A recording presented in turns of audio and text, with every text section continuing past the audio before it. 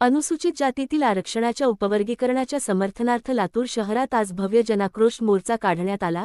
या मोर्चाला समाजबांधवांचा अभूतपूर्व प्रतिसाद मिळाला असून हजारो नागरिकांनी उत्स्फूर्त सहभाग नोंदवत सामाजिक न्याय आणि घटनात्मक हक्कांच्या समर्थनार्थ एकजुटीचे प्रभावी दर्शन घडवले।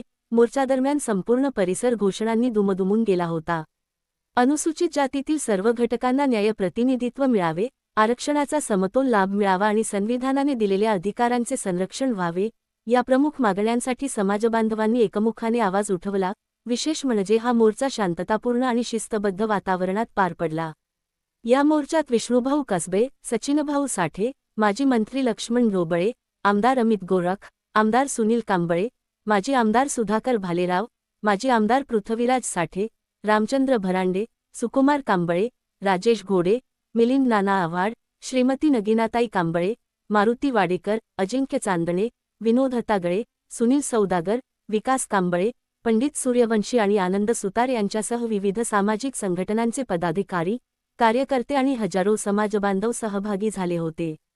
यावेळी मान्यवरांनी आपल्या भाषणातून अनुसूचित जातीतील आरक्षणाच्या उपवर्गीकरणाच्या विषयावर समाजाची भूमिका स्पष्ट केली।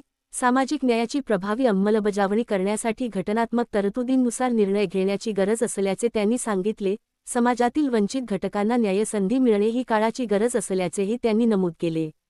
महिला, युवक, ज्येष्ठ नागरिक आणि ग्रामीण भागातील नागरिकांचा मोठ्या प्रमाणात सहभाग या मोर्चाचे विशेष आकर्षण ठरला।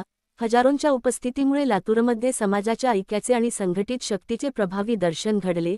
दरम्यान या प्रश्नाकडे शासनाने गांभीर्याने लक्ष देऊन योग्य निर्णय घ्यावा अशी मागणी सहभागी समाजबांधवांनी केली। ही होती लातूरमधील विराट जनाक्रोश मोर्चाची बातमी।